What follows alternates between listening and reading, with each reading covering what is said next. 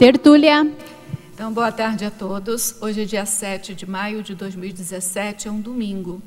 O verbete é de número 4.111, 5 páginas, 47 elogias e 9 máximos. O tema, estresse pós-traumático no pré-humano. Foi elaborado segundo a especialidade zooconviviologia. Quem redigiu o verbete é a neoverbetógrafa Catarina Silva. Catarina Peixoto da Silva, ela é brasileira, natural de Pelotas, Rio Grande do Sul, graduada, ela é estudante de psicologia e é voluntária da Conscienciologia desde 2015.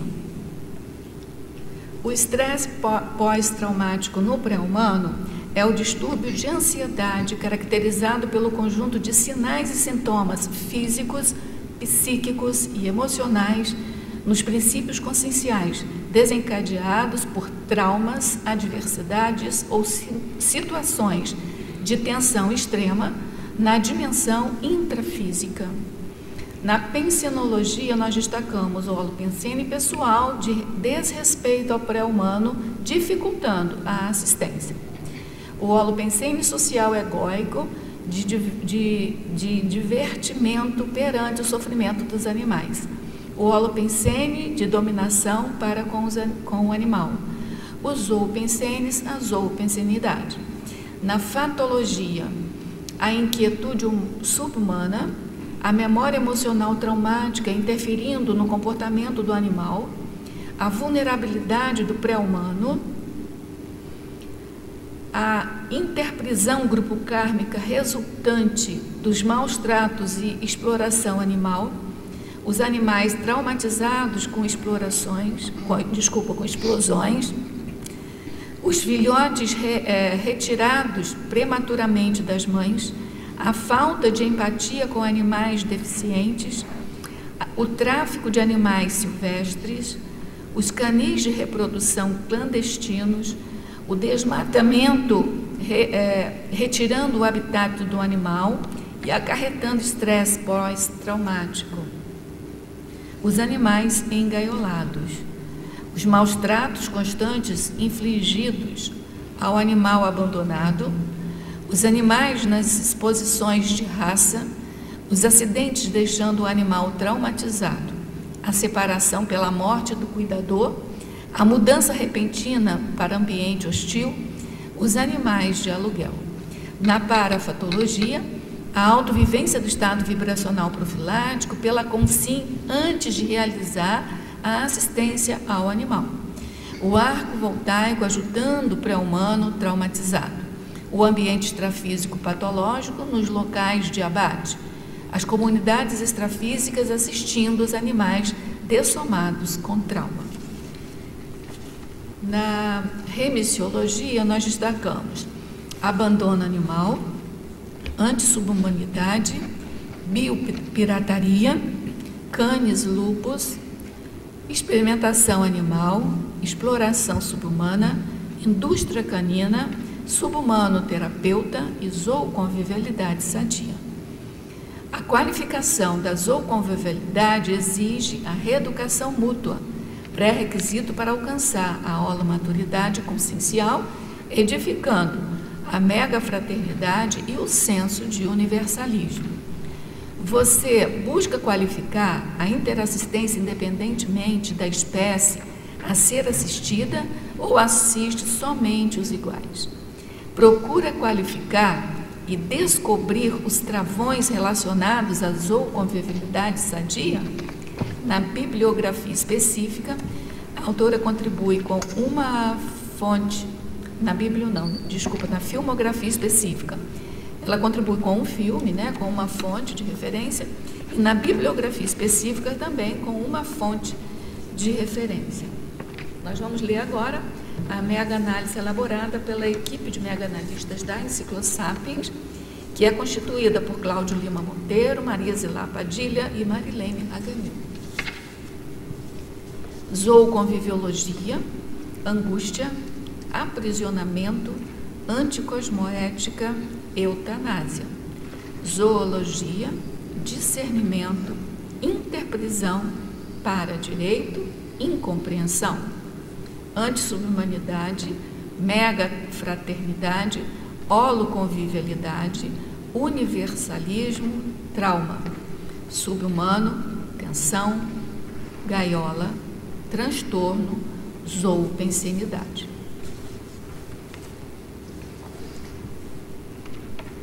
Catarina, a pergunta que a gente sempre faz para começar o nosso debate é o que te levou a fazer esse tipo de título, né, para o verbete da enciclopédia. E aí, assim, eu sempre peço, eu gosto de pedir, se você percebeu alguma sincronicidade, algum parafato acontecendo aí nos bastidores da elaboração, que você possa nos contar, para melhorar o nosso entendimento sobre o assunto. Aí você fica à vontade, tá? Se quiser contar, se não quiser. Boa tarde. Queria agradecer primeiramente a toda a equipe intra e extrafísica que me ajudou a conseguir consolidar tudo isso. E esse verbete, na verdade, ele começou quando um amigo meu, ele escreveu sobre angústia humana, e ele falou para mim assim, brincando, agora tu precisa escrever o angústia animal. E aí eu levei a sério, e aí eu comecei a escrever, e aí depois foi qualificando o título, o tema em si, e aí virou o estresse pós-traumático. E um fato muito interessante, pelo menos para mim, que aconteceu, foi que teve em janeiro, eu vim para Foz, e eu fui lá para a Simvex, que o Greenvex, que é o grupo de inversores existenciais, ia fazer uma reunião de escrita, focada na escrita para que os inversores quisessem escrever, né? E eu levei o verbete e comecei a escrever lá. Eu me senti muito mal, eu comecei a me sentir angustiada, uma pressão extrafísica muito grande. E tanto que eu tinha mandado uma mensagem para meus pais para me buscar antes, porque eu queria ir embora, assim, a minha vontade era sair dali. E eu nunca tinha me sentido assim na Simvex. Então, aí eu acabei ficando, porque meus pais falaram que estavam ocupados, que iam daqui a pouco e tal. Eu, tá, então eu vou, nesse tempo, vou escrever alguma coisa sobre Invex e tal, vou mudar o foco. E aí eu acabei ficando até o final, e um pouco antes de terminar a reunião, a gente fez o feedback de o que cada um tinha sentido, tinha achado. E aí eu comecei a refletir que ali, antes de ser o campus, ali era um matadouro. E aí eu estava ajudando na reurbanização do campus. Essa foi uma conclusão minha, assim, que eu achei bem interessante, ligada ao verbete. Eu não sei vocês, mas aqui está uma energia, assim, que há muito tempo eu não sinto aqui, viu? Uma energia muito grande. Seu verbete está muito bom. Que eu estou falando muito bom extrafisicamente. Bom também aqui, né? É bom em todos os sentidos, né? Porque senão... Tá bom, então a gente vai começar então com as perguntas dos teletertulianos. E aí vocês fiquem à vontade, assim, para fazerem as perguntas. Na Fatologia, página 7, quarta linha, os cães farejadores de drogas e os explosivos, isso é sempre negativo? A gente sabe que, hoje em dia, o trabalho com os animais dentro da SOCIM, né, ele é necessário, porque a gente não conseguiria detectar muitas coisas, mas como que o animal chegou ali? Como foi o treinamento para ele chegar ali? Nem sempre ele foi totalmente positivo. Nem sempre ele queria estar fazendo aquilo. E qual é o acoplamento que ele está tendo, né? A assimilação que ele está fazendo com todo aquele ambiente? Normalmente são prejudiciais para ele, né? Então ele não sabe fazer a desassimilação. E normalmente quem trabalha com isso também não se preocupa com essa parte. Então, acho que, na minha opinião, é negativo. Você sabe que quando você estava falando, eu fiquei pensando na gente, né?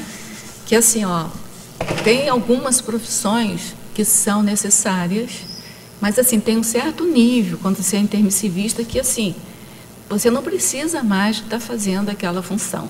Aí eu fiquei pensando, com os animais deve acontecer a mesma coisa, pela lei de causa e efeito, pela lei da seriexologia, porque eles têm, né, seriex dele. Então, assim, talvez não seja vamos supor que tivesse um curso intermissivo, né, para cães, ou algum estágio, assim, talvez ele não precisasse mais de passar por aquilo, né? Sim. Eu fiquei pensando se era... Porque vários estilos, né? Inclusive, tem cães que eles já têm um temperamento mais assistencial que outros, né? Então, isso é interessante de refletir. Não, eu fiquei pensando nisso, porque tem algumas funções assim que são necessárias. Eu estou falando humano mesmo. Sim. São necessárias. Agora, assim, você já está com nível evolutivo que pode fazer uma outra coisa? Eu fiquei pensando, agora isso não justifica maltrato, tá? Sim. Então tem que cuidar direito, treinar, se for treinar de uma maneira mais civilizada, né, mais humanizada, ou de uma maneira mais decente, né, mais ética. Os cães, eles já são de uma forma assim mais doméstica, eles já são a evolução do lobo, que já foi mais domesticada, já está acostumada. Mas tem alguns animais, por exemplo, o cavalo, que ele precisa ser domado, né? Quando pega, né, pelo homem. Para a pessoa conseguir chegar lá, montar no cavalo, antes teve a doma, né? Então, essa é a parte mais cruel, assim. Que eu me lembro quando o professor Val estava falando a respeito, né, de não andar a cavalo e tal. Eu sou do interior, bem do interior, mesmo rocinha, assim. Então, assim, eu cansei de ver aquelas pessoas bem pobrezinhas, né, andando na mula, para subir com aquelas sacas assim de colheita que eles faziam, um morro acima. Porque se eles não pusessem no animal, eles é que teriam que levar. Aí o professor olhou para mim, fez assim, ó. É tipo, a gente não precisa mais disso, né? E andar a cavalo pelo esporte, aí isso não tem sentido mais. Né? Aí eu fiquei pensando, porque tem nível evolutivo para todas as categorias, né, de animais, né, nós, enfim. Na mitologia, página 9, segunda linha, poderia comentar sobre o mito da necessidade do consumo de carne? Bom, então isso é um tema bem polêmico, né? E eu não vou dizer assim, não pode comer, não sou eu que vou decidir isso. Mas o que a gente já tem estudos a respeito é que as pessoas, quando decidem vou comer carne ou não, quando decidem, né, claro, vou comer carne, ela está decidindo isso por quê? Por causa da influência do grupo, porque ela gosta daquilo, porque a mesologia fez com que aquilo fosse necessário? Qual é o contexto ali? Normalmente as pessoas não param para refletir esse tipo de questões. Então, não é a questão de comer ou não comer, mas qualificar. Porque a ideia é que mais para frente a gente não precise mais da carne, talvez para algumas pessoas ainda seja necessário. No meu caso, quando eu comecei a escrever o verbete, eu comecei a ter uma repulsa, eu não conseguia mais comer. E aí depois eu fui qualificando isso, de diminuir a quantidade que eu comia. Porque, eu nasci no Rio Grande do Sul, sou gaúcha, a família toda comendo carne o tempo todo. E eu me acostumei, a minha dieta ela foi sempre baseada em carne e leite. Então, quando eu tive essa parte da repulsa, de não conseguir mais, tanto a carne quanto o leite, eu fiquei um tempo assim que eu não sabia o que comer, porque a minha dieta era só aquilo. E aí eu tive que qualificar, que botar outros tipos de alimento, porque senão eu ia passar fome, porque cada vez que eu comia eu passava mal. Então, aí eu comecei a qualificar isso tudo e pensar o que é necessário para mim hoje. Qual é a quantidade de carne que eu consigo, que é o mínimo para mim comer. Então, eu vou comer aquilo ali e ficar satisfeita, né? Procurar também outras proteínas vegetais, isso, né, para comer. Muito bem.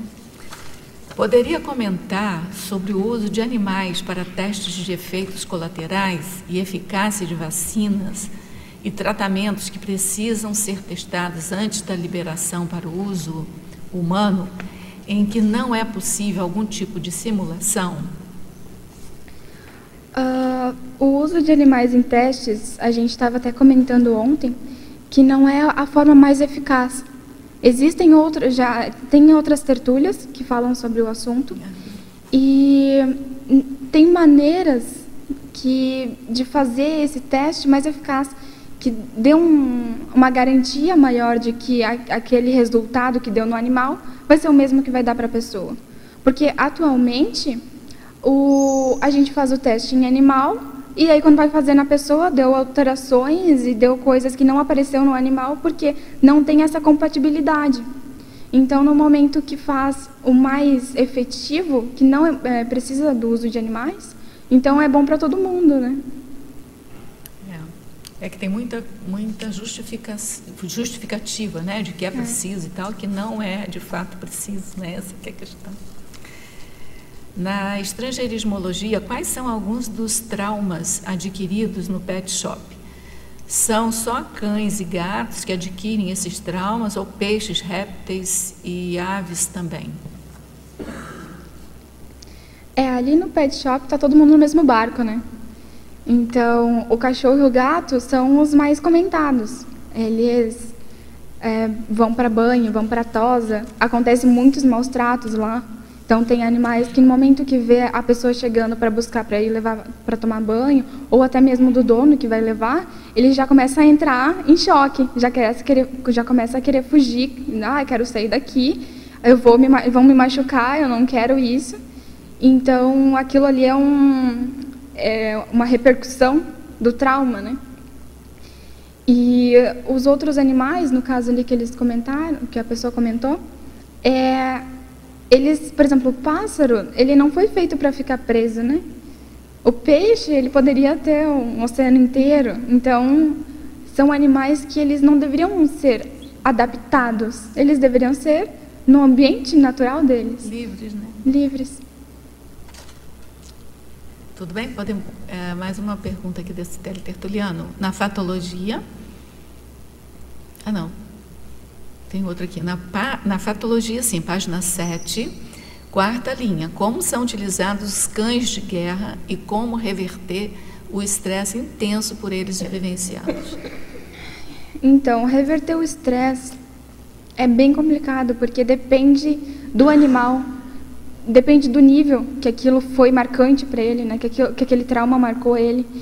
Então, às vezes, eu coloco também ali na exemplologia, né? O estresse pós-traumático leve, moderado, tem mais um aqui que é o grave. É leve, moderado e grave que você coloca. Isso. Então, assim, dependendo do nível, vai mudar a forma de atuação, digamos assim. Então, tem alguns animais, por exemplo, o animal ele se estressou com os fogos de artifício.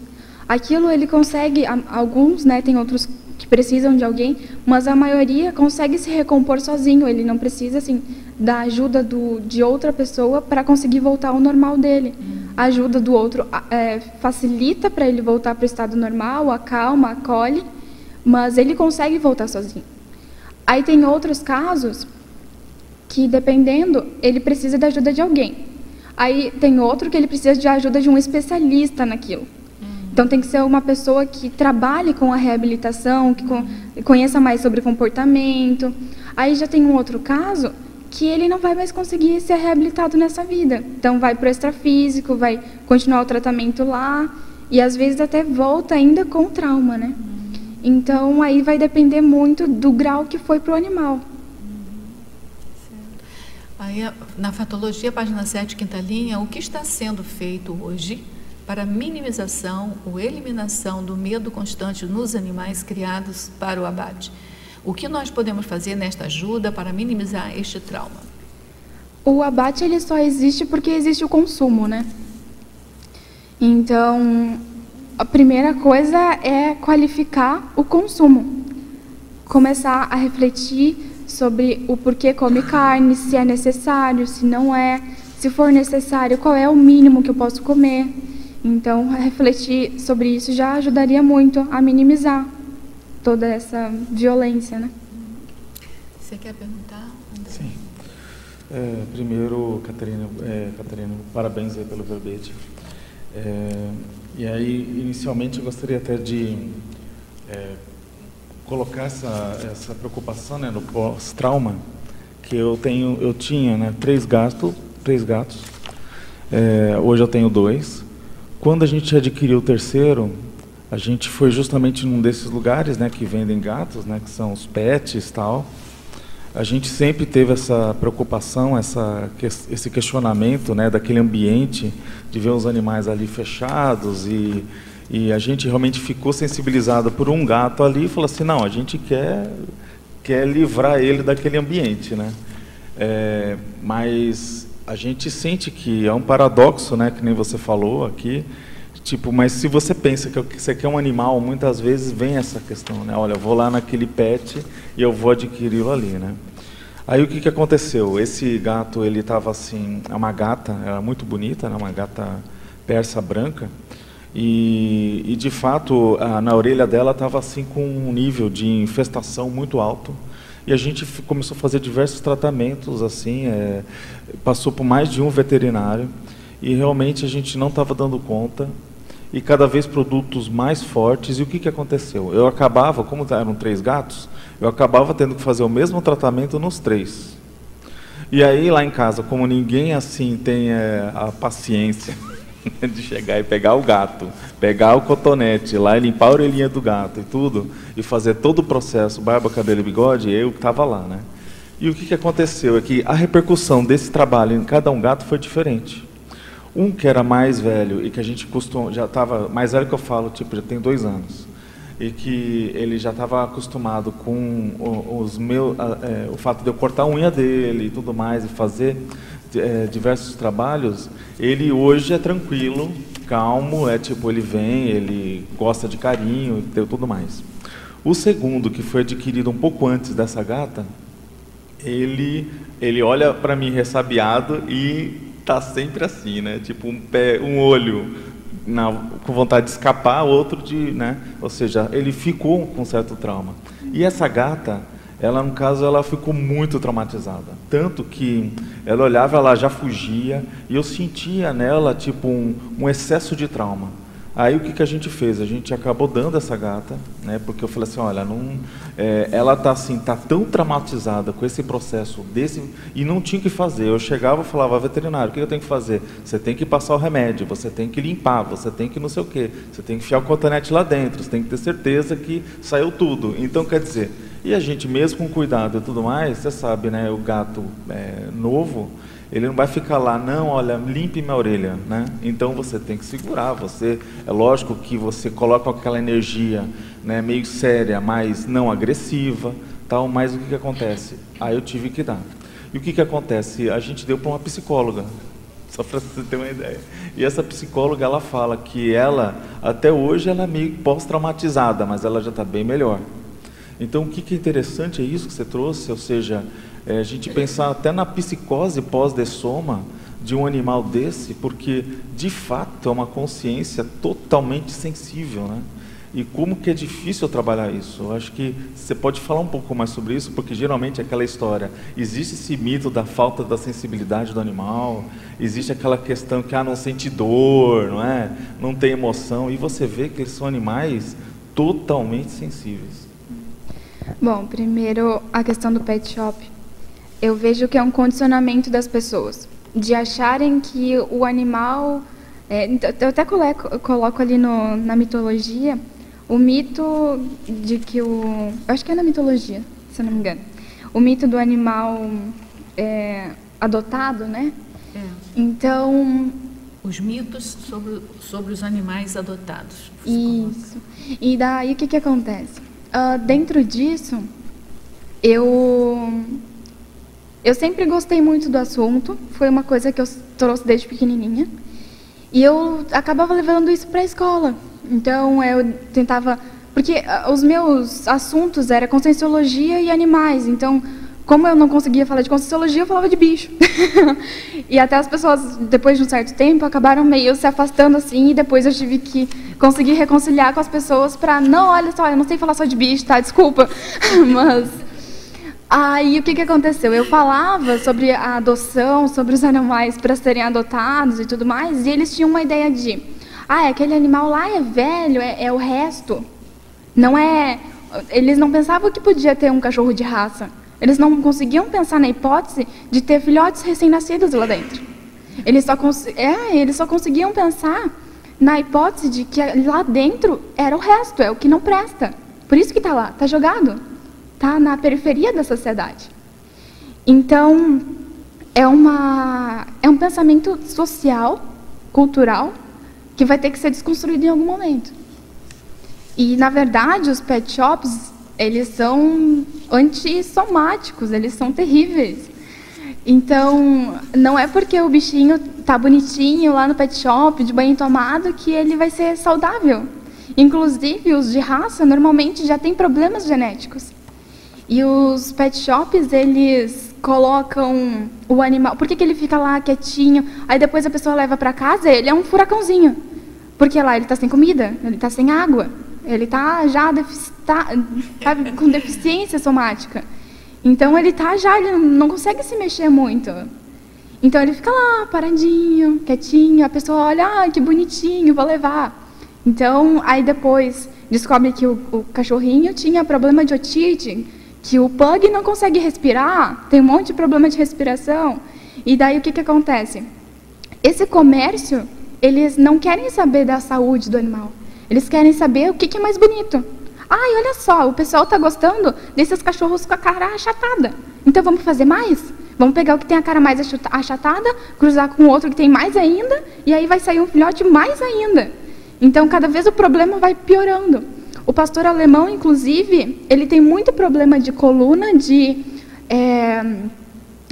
deslocamento de quadril, porque eles acharam mais bonito que ele fosse com a parte de trás rebaixada. Então, eles faziam um cruzamento genético para que isso fosse abaixando cada vez mais. Hoje, se tu for ver, ele vai quase se arrastando. A traseira dele é quase na altura do cotovelo na frente. É muito baixinho. Então, isso causa problemas depois, né? E em relação ao que tu falou ali, de a convivência do dono com os próprios animais, né?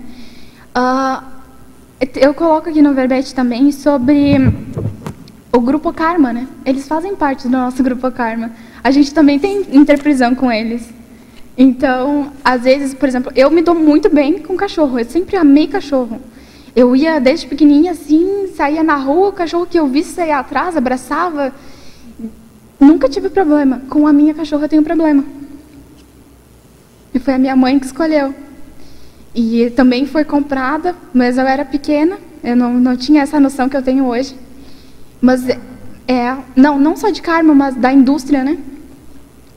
E é uma pincher e eu tenho muito problema com ela.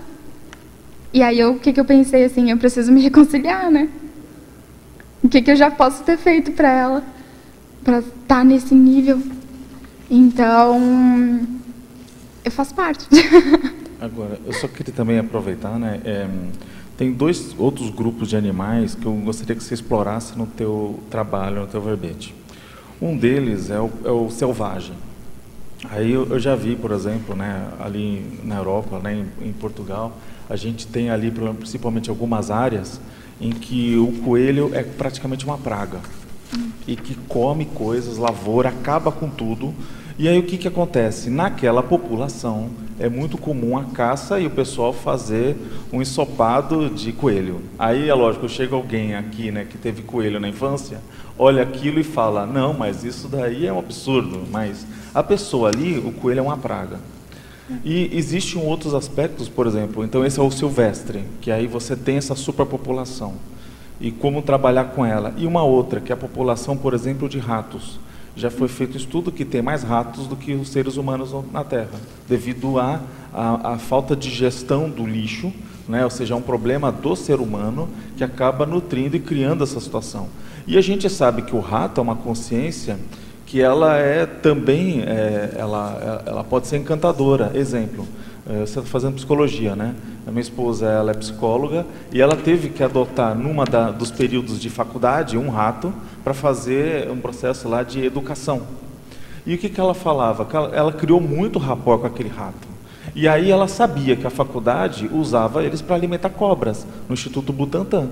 Então, todos aqueles ratos, eles seriam sacrificados depois. Mas ela teve uma afinidade tão grande, ela falou assim, eu queria levar esse meu rato para casa. Eu treinei ele ficou um rato inteligente. Mas o que acontece? Foi o processo da educação, da psicologia ali, de um processo. Mas justamente queria que você abordasse essas duas situações, que é como a gente lidar com essa convivialidade nesses dois casos difíceis. No caso, tu quer saber sobre a superpopulação, né? Eu não tenho muita... Não é um contexto que eu tenha vivenciado, então talvez eu não tenha muita teática para falar sobre isso.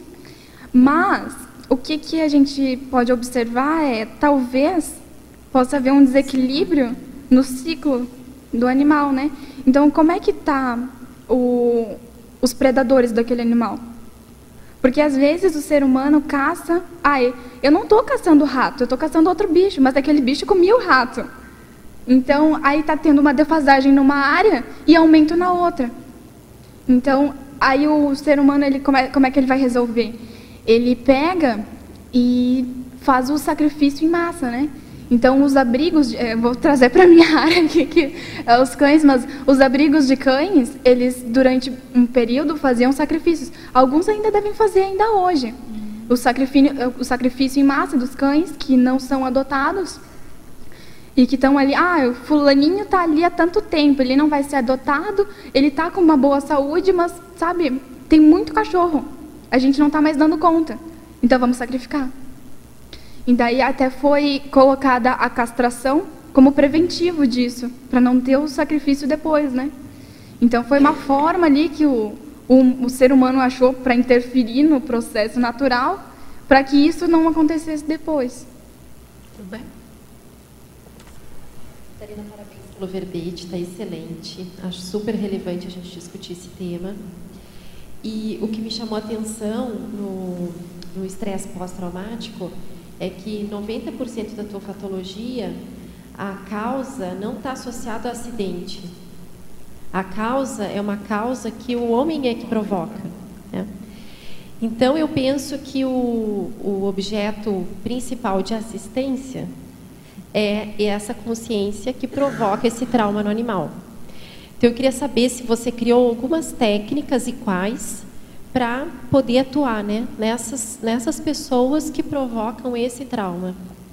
Diretamente com as pessoas, com os outros, com as próprias pessoas.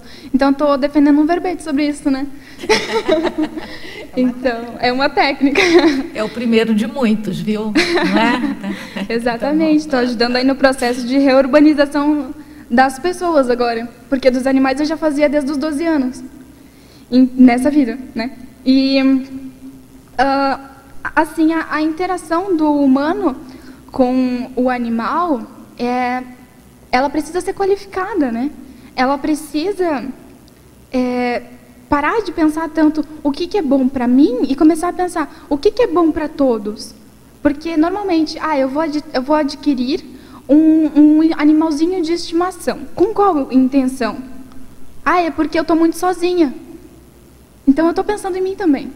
Eu estou fazendo bem para aquele animal? Ok. Mas eu estou pensando em mim.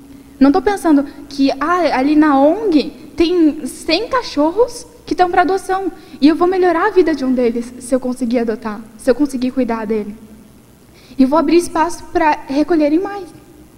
Eles estão pensando no quê? Eles estão pensando, aquele cachorro vai me fazer bem. E aí, se o cachorro não faz bem para a pessoa, porque ele está muito bagunceiro, destruiu a casa, fez xixi no lugar errado, então eu vou doar, vou abandonar, porque ele não é mais útil para mim, né? Então, essa qualificação, ela precisa estar sendo melhorada sempre. E conforme a gente vai melhorando o nosso discernimento, o nosso nível de cosmoética vai ter que aumentar junto. Então, é um processo gradativo, né? E na binomiologia, você colocou o binômio de existência, de reabilitação e eutanásia. Aí eu queria que você falasse um pouco quais são as variáveis que você pensou para a decisão, né, de optar pela eutanásia numa determinada fase, né, de vida do animal, que você vê que o tratamento ele já está limitado. E como que você pensa, né? Então, assim, não são todos que pensam dessa forma, de avaliar se o animal realmente não consegue mais e é necessário. A maioria dos veterinários está vendo o lucro em cima disso. Então, está vendo, se eu eutanasiar esse cachorro aqui, então eu vou ganhar tanto. Não está pensando assim, isso aqui vai ser melhor para o animal. Ele está pensando de novo nele. Então, se a pessoa ela for atrás, assim, eu tenho um cachorro, ele está com um tumor espalhado pelo corpo. Eu preciso ver o que eu vou fazer. Ele está com dor, ele está se sentindo mal. Eu levo em um veterinário, falou, ele precisa ser eutanasiado. Bom, então eu vou levar em pelo menos mais uns 3, para ter certeza de que não tem mais solução mesmo. Porque, normalmente, mais de 50% dos cães que são eutanasiados, eles tinham solução. Só que, é muito caro. Não vale a pena, olha só. Ele já é velhinho. Então, eu vou arrumar isso aqui, e daqui a pouquinho ele vai ter outro problema e vai morrer. Então, é melhor eutanasiar agora. Então, eles não pensam no animal em si, a maioria. Agora, tem alguns que pensam, tem alguns que analisam todas as formas possíveis, todos os tratamentos, aí vão atrás para pesquisar se existe mais algum tratamento que eu não conheço como veterinário, né? Porque o mundo está sempre evoluindo. Aí, hoje não tem tratamento, mas amanhã tem. E aí, se eu não pesquiso, eu não vou atrás, eu não me qualifico como veterinário, aí também não adianta muito, assim, sabe? Também, né, Catarina, eu sempre penso nisso, nós somos seres lúcidos, com discernimento, e somos tutores de um animal, né, senciente, sente dor, tem sentimentos, emoções, rudimento mental soma. Então, eu acho que nesta relação, e nesse caso em específico de uma doença, como tu falou, a gente tem que pensar em primeiro lugar, o que é melhor para ele. Exato. Então, de repente, a eutanásia, naquele momento, pode ser o melhor para o animal, porque se o dono, tem esse lado também, né? Se o dono é muito apegado e ele está pensando ainda nele, que falta esse animal vai me fazer, ele vai empurrando com a barriga e vai deixando o animal até quando ele não aguenta mais, ou então até quando ele dessoma. Então, tem que ter muito discernimento, né? Tem que ver a intencionalidade do tutor. As duas argumentações são os dois extremos, válidas, né? E são o discernimento é que precisa, né, para dizer. É os dois extremos, né? Então, a gente sai daquela pessoa que só pensa nela no sentido do lucro e a outra que só pensa nela no sentido da carência, né? Tem um teletertuliano até bem assíduo aqui, que ele fala assim: Catarina, parabéns pelo excelente verbete. Gostaria, se possível, fosse incluído em fatologia animais terapeutas. Só que eu olhei aqui, eu estava olhando, eu não vi subhumano terapeuta no texto, mas você coloca na remissiologia, né? Então, eu vou ler tudo que ele está falando, mas, assim, é uma ponderação a respeito do verbete, né? Se você colocou na remissiologia, você já deu até mais instrução do que simplesmente colocar ele na fatologia. E seu verbete trata de estresse pós-traumático no pré-humano e não tratamento para o humano. Então, por isso eu acho que seu verbete está nesse ponto está correto. O estresse pós-traumático no humano poderia ser usado a ajuda de animais. Ajuda de animais. Então, eu penso que está correto, mas eu vou ler tudo aqui para você depois pensar um pouco mais e, de repente, sai um outro verbete a respeito disso, né? Aí ele coloca assim, a assistência e tratamento para crianças e adolescentes com diagnóstico de transtorno do espectro autista é baseado nos fundamentos da análise do comportamento aplicada, juntamente com técnicas da terapia assistida por animais. Em uma pesquisa e estudo com crianças com TEA, em assistência com cães, observam-se menos comportamentos indicativos de estresse e um maior número de comportamentos sociais em comparação à terapia sem o cão presente. Aqui vale a pena ressaltar que esse estresse aqui é na criança e não no cão, né? Com o cão atuando ativamente nas atividades como mediador entre o terapeuta e a criança, o percentual de vezes que a criança realiza as instruções do terapeuta passa a 20% passa de 20% para quase 80%, se a instrução implica interagir com o cão, facilitando o desenvolvimento das atividades e conseguindo os objetivos terapêuticos com mais eficácia. Não sou especialista, fiz apenas uma pesquisa a respeito do tema. Mas ele é um tertuliano nascido, um teletertuliano nascido. Eu acho que ele está bem interessado nessa questão, né? Então fica aí a dica. Eu acho que seu verbete, pelo título e pela referência que você fez lá na remissiologia, eu acho que está completo. Não vejo necessidade de ampliar, mas quem sabe você... Fazer um próximo. Faz um outro verbete e amplia isso. Fazer os testes dentro da psicologia, depois eu trago o resultado. Lembrando que já tem o subhumano terapeuta como já verbete. Existe, já existe. Mas é muito legal ver o pessoal assim, se mobilizando por essa causa. Por essa causa. Na Fatologia, página 7, primeira linha, memória emocional traumática interferindo no comportamento do animal. Como nós podemos entender essa memória? Bom, então assim, a gente não entende nem como ele consegue ver o mundo, assim. Então, entender a memória a gente não entende praticamente nem a nossa, às vezes, então entender do animal também é meio complicado. Mas aí também tem os veterinários de plantão aqui, também se quiserem dar uma falada sobre isso. Mas neste caso aqui, o que eu estou falando, né? Ele vivenciou maus tratos por um homem. Então, teve um homem que foi lá e maltratou ele de alguma forma. No momento que ele encontra com outros homens, ele pode ter um trauma com relação a isso. Então, ele não consegue mais conviver com o homem até que alguém mostre para ele o contrário, que não é todos que são assim, foi só um. Então, é nesse sentido que a memória dele interfere no comportamento. Aproveitando até o gancho da pergunta anterior do TAA. Você que fez o verbete, não foi? Foi. Então, mas o interessante é que a terapia assistida por animais, ela serve como tratamento de estresse pós-traumático.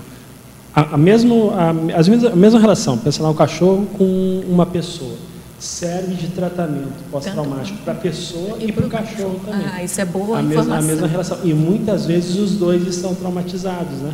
Então, geral. Exatamente. Em geral, todos. Então, uma pessoa vai lá, é aconselhada pelo psicólogo a adotar um animal de estimação. A hora que ele for adotar esse animal de estimação, se esse animal for um animal abandonado de rua, ele vai ter algum tipo de estresse. Pela lei de atração, os afins se atraem, né? Exatamente. E aí um serve de espelho para o outro, né? Pelo menos o ser humano, a gente sabe que ele consegue se espelhar no animal. O animal deve tirar algum ganho em relação a isso. Então, o primeiro a ser assistido é o assistente, né? Então, é uma relação de mão dupla, né? Esse princípio vale também para entre o ser humano e uma... Interespécies também vale. Interessante. E é muito interessante isso que o Roberto comentou do espelho, porque eu já conheci casos de que uma pessoa depressiva foi aconselhada a adotar um animal e o animal se tornou depressivo com ela. Então, eles realmente servem ali para ver como a gente está, né? Fazer aquela referência. O professor Aldo sempre falava, não sei se você lembra, que o animal, ele assimila todos os assediadores dos seres humanos. Então, a primeira coisa que a gente deve, quem tem animal em casa, é ficar atilado.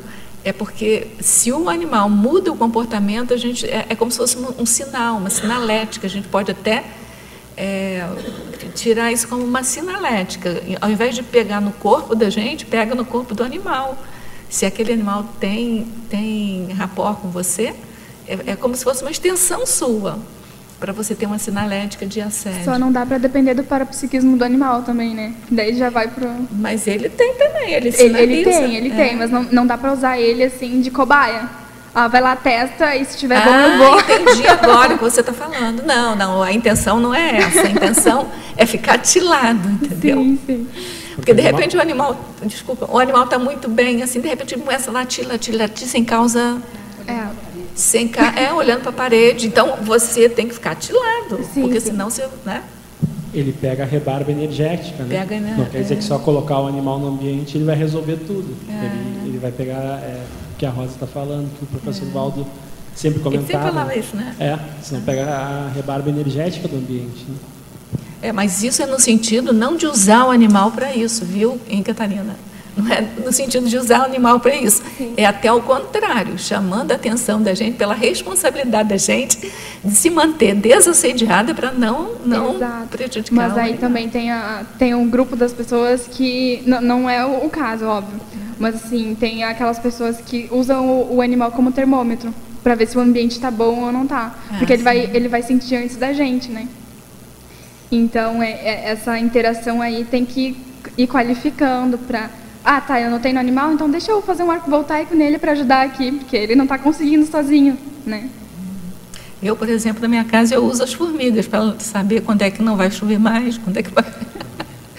Porque é uma formigarada dentro de casa.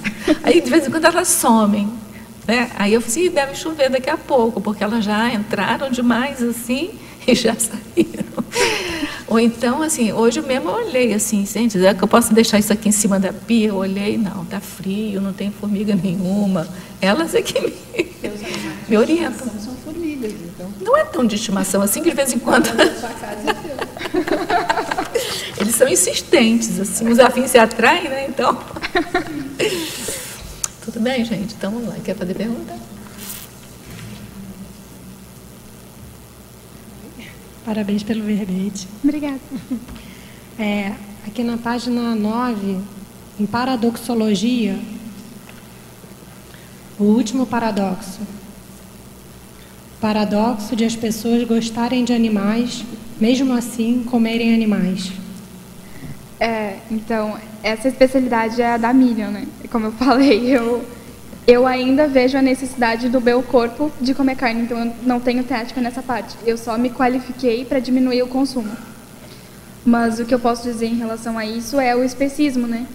Então, o meu cachorrinho, o meu gatinho aqui, ótimo. Mas a vaca, o boi, que estão sofrendo ali do lado, aí eu fecho os olhos, não vejo. Aí eu vou no mercado, comprei, mas não, aquilo ali não é um animal, aquilo ali é só o bife. Então, não é o animal. Então, a pessoa, ela se desumaniza para conseguir fazer isso, né? Quer uma pergunta? Quer complementar? Só uma opinião pessoal. Eu entendo que se a gente tem outras opções, se não houvesse outras opções, ok, tudo bem. Mas a gente tem outras opções, a gente tem os suplementos alimentares, que a gente acaba conseguindo, através de um controle com um médico, com um endocrinologista, manter os níveis sanguíneos adequados e ter uma vida saudável, sem a necessidade de abater os animais. Acho que é interessante todo mundo pensar nisso. Claro, isso foi um assunto que foi debatido um pouquinho antes agora, né? Mas eu concordo com esse pensamento, assim, eu só acho que tem níveis, né? Tem pessoas que ainda vão precisar. Não assim, é que eu tinha dado meu caso pessoal, que eu sou do Rio Grande do Sul, então a família inteira sempre foi da carne, sempre foi do churrasco, aquela quantidade gigante e sobra comida, então sempre foi um negócio assim, exagerado, né? Então, para mim, a minha dieta era baseada em carne e leite, desde pequenininha. E quando eu comecei a escrever o verbete, eu tive a repercussão que eu senti repulsa com esses alimentos. Eu não conseguia mais comer carne e eu passava mal. Então ali, um pouco antes até, mas ali principalmente, eu comecei a qualificar mais o meu consumo. De pensar assim, qual é o mínimo que eu posso comer hoje? É um bife por semana? Então tá, então pode ser. Eu aceito essa condição, digamos assim. Mas eu pretendo um dia conseguir chegar no vegetarianismo ou no veganismo, mas eu vejo que pelo meu processo, que era uma quantidade exacerbada, ele vai ter que ser um pouco gradativo, aos pouquinhos, assim, para não ter um desnível muito grande do organismo. Obrigada. Eu só queria falar sobre algo que também me assombra, é quando as pessoas viajam, vão a outros países, com outras culturas, e elas chegam lá e os habitantes comem cães e gatos. Então elas voltam horrorizadas, que é um absurdo, né, comerem cães e gatos. E elas não percebem que aqui fazem a mesma coisa, né? A relação Oriente e Ocidente. Então, se a gente tem escolha, nós temos que, pelo princípio da cosmoética, escolher, ou pelo princípio dos males o menor, escolher o menos pior, né? Ou o mais cosmoético possível. Então, se temos escolhas, essas escolhas têm consequências. E essas consequências são nefastas. Então, é só pesquisar o número de animais que são mortos anualmente, que passa de 5 bilhões, porque eles são produzidos, né, como se fossem, são fabricados, né, são produzidos.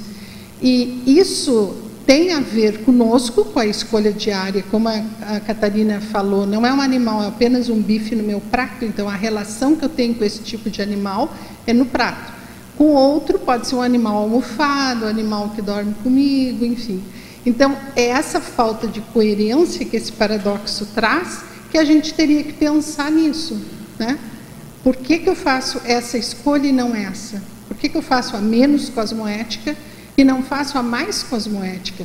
Eu não vou ter prejuízo nenhum, mas em compensação, se a gente pensar no ciclo de vida do que consumimos, nós vamos assistir muitos animais e não vamos demandar e potencializar esse mercado.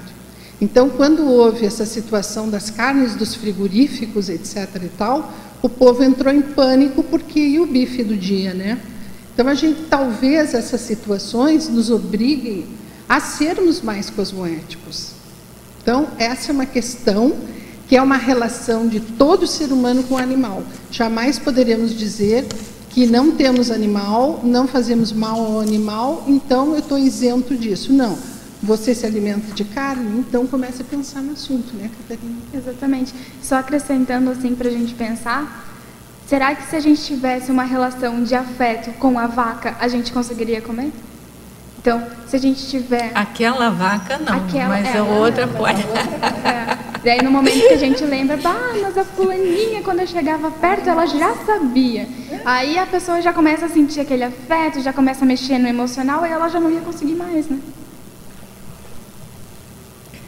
Tudo bem, então? Pode falar. Vindo? Tá, agora okay. sim. Então, uma coisa, Rosa, inicialmente eu vi aqui no Mitologia, fala assim, o mito dos animais não serem assistentes. Acho que está de acordo com aquilo que você comentou, né? Então, em casa nós temos um exemplo muito grande, né? Então, o Stefan, que é nosso cachorro, é extremamente assistente, extremamente. Primeira semana que estava em casa, ele já ia projetado junto com a Maris. O que você está dizendo é que esse mito, de alguma maneira, fala de outra maneira, de uma outra maneira a questão que o Tertuliano sugeriu do subhumano terapeuta. Então, quando você diz que o mito do animal não ser assistente, você está dizendo que o animal é assistente, né? Exatamente. Ali eu coloquei mais no sentido assim daquelas pessoas que não têm essa relação próxima com o animal, né? Então, às vezes ela tem um cachorro. Não, eu convivo bem com animais, eu tenho um cachorro, mas o meu cachorro ele fica só no pátio, preso na coleira. Então, qual é a relação que tu tem com o animal? Entende? Então, essas pessoas normalmente acham que o cachorro serve só para cuidar o pátio, só para essas funções mais de cachorro. Não, ele não vai me ajudar em nada. No que ele vai me acrescentar? Eu sou mais evoluída, né? Então, eu acho que entrou nesse sentido, assim. É muito difícil. E uma questão sobre alimentação, né, que eu falo para a Maris que eu gostaria de viver de luz. Porque é uma coisa que minha mãe fazia, ela conversava muito com as plantas. Né? Então, o pessoal tinha uma planta que estava doente, tal, levava lá para casa, minha mãe passava 1 ou 2 semanas com a planta melhorava, ficava bem, né? E lá, às vezes, estou no jardim, parece que escuto, né? Falando, não, estou com sede, preciso de água, esse tipo de coisa. Então, para mim, acho que é esse mesmo relacionamento de animal, falou, de alguém, de você gostar de uma vaca, ou a Maris tinha um coelhinho quando era pequena, né? Que não queria que ninguém comesse, né? E foi um trauma que o pai fez, comer o coelhinho. Mas então, meu relacionamento com as plantas, acho que vai na mesma linha, né? Para mim é difícil até comer, porque eu tenho esse relacionamento, eu gosto muito, né? Eu tenho essa percepção de que ela está com sede, ou de que está alegre, ou de que está triste. Quando se joga água numa época muito seca, vem aquele sentimento de gratidão. Então,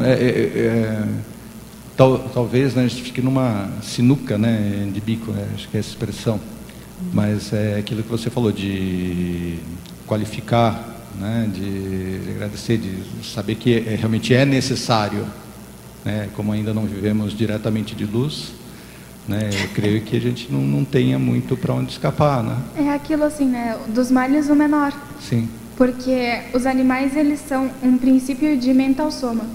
Então, eles estão no comecinho ali de ter discernimento, esse sentimento, ele já tem um psicossoma desenvolvido. As plantas, elas são um princípio de psicossoma. Então, é um nível um pouquinho abaixo, mas que, assim, dos males o menor, né?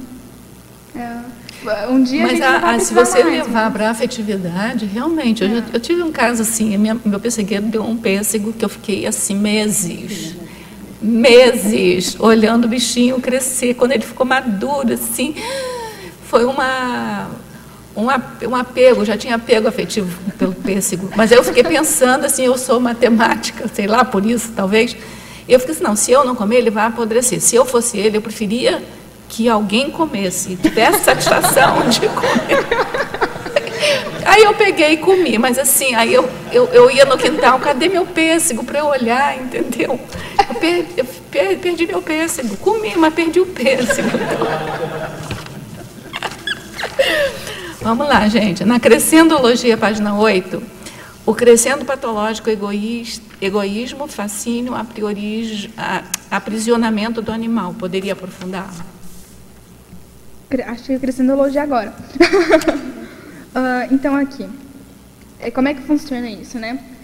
O egoísmo é o egoísmo da consciência. Ela traz isso. O fascínio, então, seria assim. Eu cheguei lá num local, vi um animal, vi uma arara. Nossa, que animal bonito! Mas olha só como ele é colorido. Ai, que animal perfeito, não sei o quê. Me fascinei com aquele animal. Achei ele lindo. Aí entra o aprisionamento. Porque como ela é egoísta, ela quer aquilo para ela. Ela não consegue olhar aquilo, admirar e seguir o caminho dela. Ela precisa daquilo. Aquilo é uma necessidade dela. Então, ela aprisiona aquele animal e deixa dentro de uma gaiola dentro de casa para ficar apreciando aquilo todo dia, de olhar para o animal, nossa, olha como ele é bonito, olha como o passarinho canta, olha isso, olha aquilo. E ela fica naquela ilusão, parece que de uma forma cega, né? Que ela não consegue enxergar o sofrimento do animal do outro lado. Tudo bem, então? Na Pensenologia, página 7, segunda linha. Pode discorrer sobre o holopensene social egóico de divertimento perante o sofrimento dos animais? Aí entra todas as formas de atividade, de divertimento que os animais estão presentes, né? Então, acho que um dos piores, assim, hoje não tem mais o circo, né? Com animais, que eu saiba, pelo menos. Talvez em algum lugar tenha alguma coisa clandestina, alguma coisa... O circo? O circo. É proibido agora? Dizem que é proibido, mas... dentro da cidade, depende da né? cidade e é capaz de ainda ter algumas coisas, alguns resquícios daquilo, né? E o zoológico, né? Então, aí entra aqueles shows com os animais aquáticos, as orcas, os golfinhos, entram os animais engaiolados, que são pássaros, que são felinos. Então, entra também naquele fascínio, aprisionamento, né? Então, a pessoa acha bonito, então ela tem que prender aquele animal para poder ficar admirando. Então, as pessoas vão lá para admirar, olha como o golfinho pula, não sei o quê. Mas daí ele tem que estar preso. Ele não pode estar no mar e ela fazer um cruzeiro onde está esse grupo de golfinhos para observar de longe. Ela tem que ter aquilo perto dela. Então, teve até um caso que, se eu não me engano, foi no Zoológico de Porto Alegre, que tinham 2 girafas, as 2 morreram, e eles queriam mandar trazer mais da África, porque, um animal tão bonito, a gente vai ficar sem girafa agora.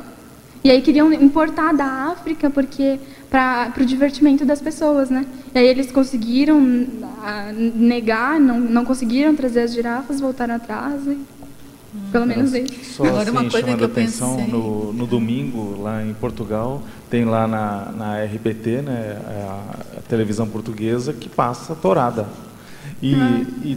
Mas não mata o animal, mas existe o processo. E na Espanha existe a tourada. Isso, tem a tourada. Tem aquele outro que a gente estava comentando ontem, Farra do Boi. Farra do Boi. Agora, uma coisa que eu fico assim também muito triste é com, não sei se ainda tem, rinha de galo, briga de galo. Gente, aquilo é uma atrocidade. Em determinados municípios. Ainda tem, né?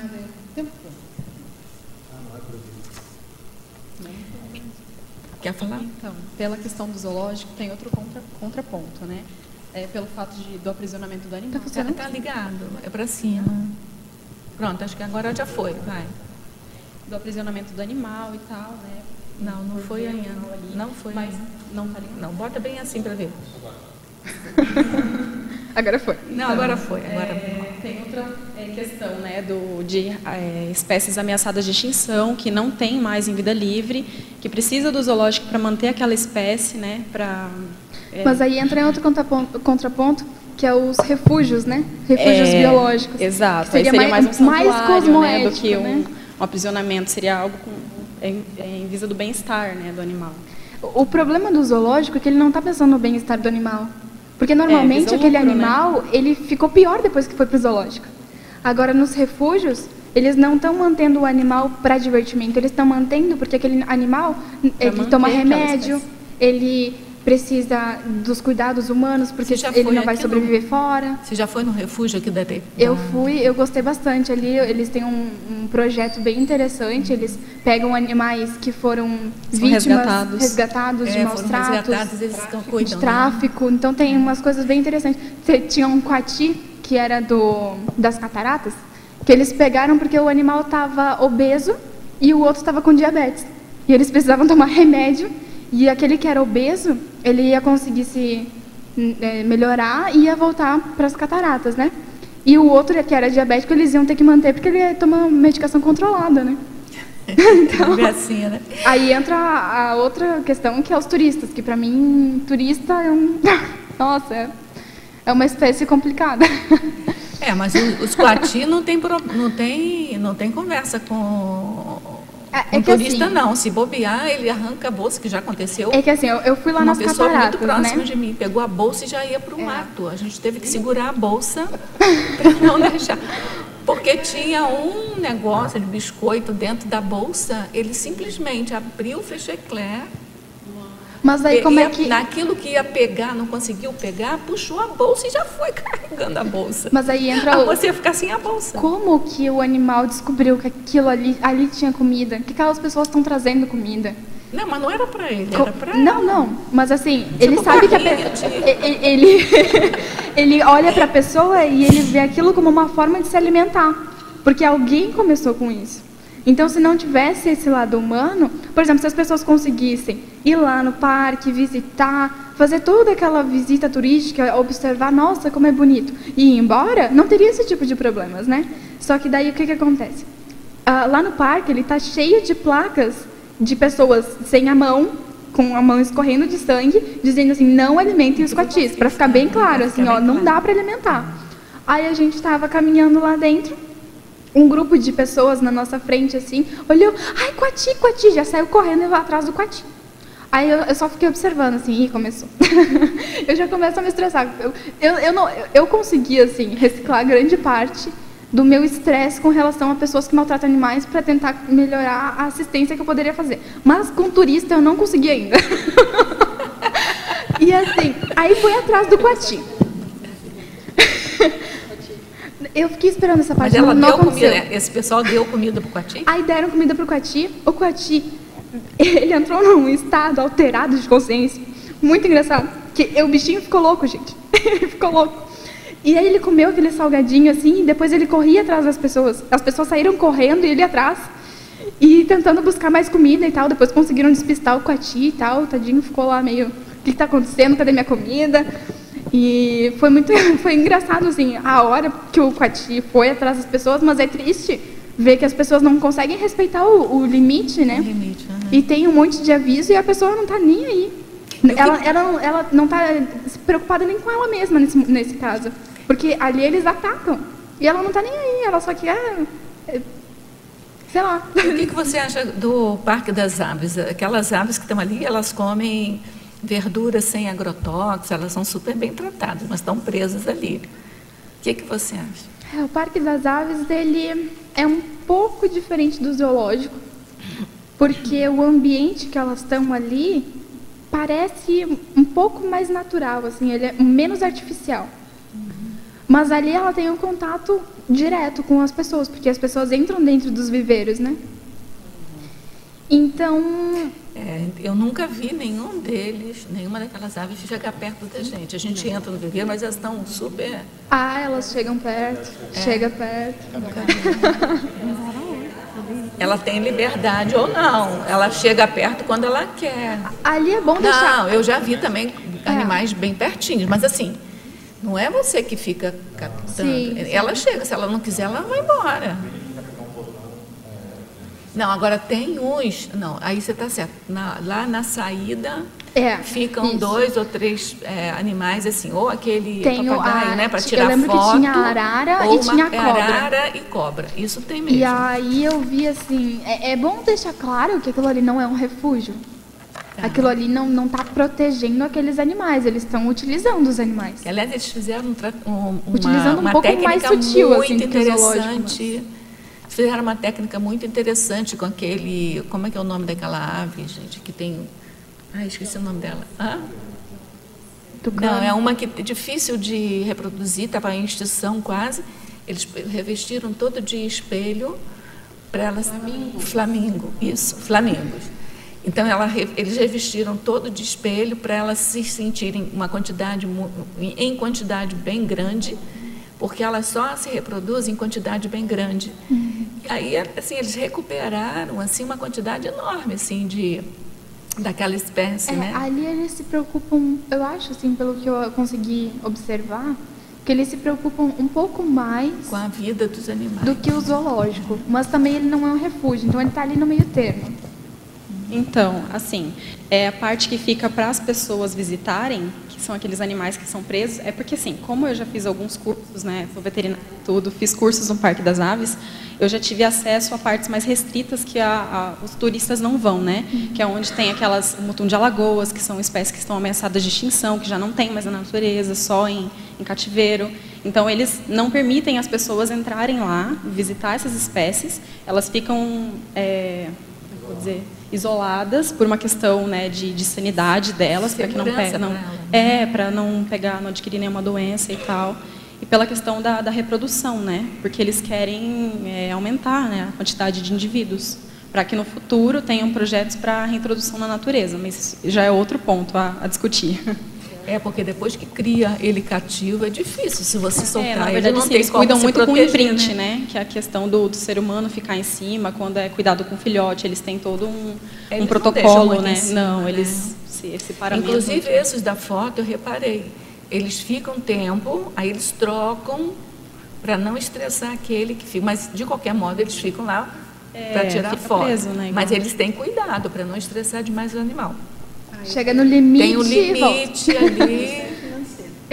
Não, com certeza. Não, para chamariz, né? Eles não cobram, você que tira foto, enfim, mas não estou justificando, mas assim, pelo menos tem um cuidado assim a mais. Né? Mas de uma certa forma, a gente olha o lado negativo, mas a gente pode olhar um pouquinho positivo que, de uma certa forma, aquilo está ajudando na interação das pessoas com os animais ali, né?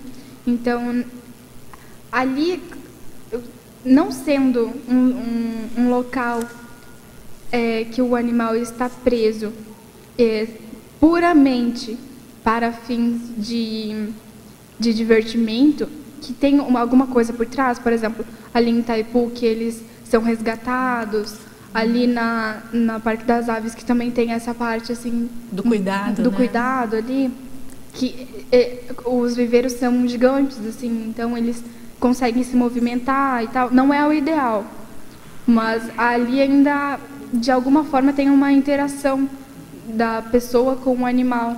E às vezes até pode ajudar na mudança de pensamento com aquele animal, né? De ver ele de uma outra forma. Na Fetologia, página 7, final da primeira linha, explicite, por favor, Você já respondeu isso. A memória emocional traumática interferindo no comportamento do animal. Então eu citei o caso aqui de um animal que ele passou por um trauma com alguma coisa específica, pode ser um objeto, pode ser uma pessoa, e aí depois, no decorrer da vida dele, ele continua com aquele trauma daquele objeto ou daquele tipo de pessoa. Por exemplo, se foi um homem que maltratava, ele vai ter medo de se aproximar de homens. Então, aí dependendo do grau, ele pode ser tratado, ele pode ser reabilitado ou não, né? Daí, dependendo do grau, às vezes ele vai precisar de um tempo maior aí no extrafísico ou até mesmo outras vidas para conseguir superar esse trauma. De novo aqui o assunto, olha, na Fatologia, página 7, final da 6ª linha, gostaria que exemplificasse a interprisão grupo kármica resultante dos maus tratos e exploração animal. O que caracteriza esta interprisão? A alimentação carnívora gera interprisão? Não matamos, no entanto, nos servimos da carne dos animais, portanto, matamos indiretamente. A gente está colaborando para a indústria, né? Então, então assim, vou ver como eu vou colocar isso, mas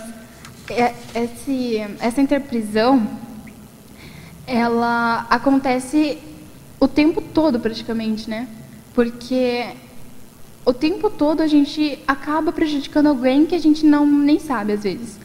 De acordo com o nosso nível de discernimento, às vezes eu nem sei que eu estou prejudicando um cachorro, mas eu estou. Por exemplo, eu posso estar mandando pensamentos negativos, energias negativas para aquele cachorro. Ele vai se aproximando e eu vou ali naquele meu campo e mandando energia. Então, eu estou prejudicando, porque eu estou assediando aquele animal, né? Mas aí, dependendo do nível, vai gerando um nível de interprisão com aquele animal que depois vai precisar ser resgatado, né? Então, no meu caso, assim, eu vi que eu analisando, assim, não vou comprovar, mas eu analisando vi que eu posso ter tido vidas que eu fui caçadora e que ali eu criei uma interprisão. Nessa vida, eu vim resgatando tudo que é tipo de animal. Aos 12 anos eu entrei na proteção animal, comecei a ajudar. Então, assim, foi uma coisa que eu trouxe desde pequenininha e que eu sabia que eu precisava recompor. E quando eu sempre pensei assim, eu vou ser veterinária. Eu sou hoje auxiliar de veterinária. Eu fiz o curso quando eu tinha 15 anos. E trabalhei com cirurgia, ajudei em pet shop, ajudei a ONGs, ajudei a adoção. Então, eu fiz essa recomposição durante todo esse tempo. E desde que eu nasci, eu falava assim, quando eu comecei a falar, eu vou ser veterinária. E aí, quando chegou na época de me inscrever para o vestibular, o pessoal começou a me perguntar assim, tá, mas tu já refletiu sobre uma outra hipótese? E se tu não fosse veterinária, o que tu seria? Eu falei assim, não, eu nunca pensei numa hipótese de não ser veterinária, então não tem uma outra coisa que eu gostaria de fazer. E aí eu comecei a refletir, e a conclusão que eu cheguei foi, essa assistência que eu fiz foi tão expansiva, digamos assim, né? Eu me esforcei tanto, né, desde pequenininha, que quando chegou na época da faculdade, eu não tinha mais a necessidade de fazer a veterinária para me recompor, porque aqueles animais eu já tinha trabalhado, né? Talvez. Então eu continuei ajudando o que foi possível dentro das ONGs e de divulgação, por exemplo, hoje esse tipo de atividade, assim, né? Ele está colaborando com isso também. Ainda estou me recompondo, acho que não foi 100%, porque são muitas vidas, né? Mas é um processo assim, que não tinha mais a necessidade. Não era nem por querer ou não querer, era necessidade. Então, aí eu acabei optando pela psicologia e fui para o outro lado. E aí, em relação a comer animais, eu também concordo. Foi também um debate que eu e a Miriam a gente teve ontem de noite, enquanto a gente estava estudando para o verbete. E a gente chegou na conclusão de que sim, isso acontece. Quando a gente come um animal, a gente está comendo aquele bife que a gente não acha que é um animal, a gente também está criando em algum nível uma interprisão. Aí basta ver depois de que forma a gente vai achar para se recompor com aquilo ali, né?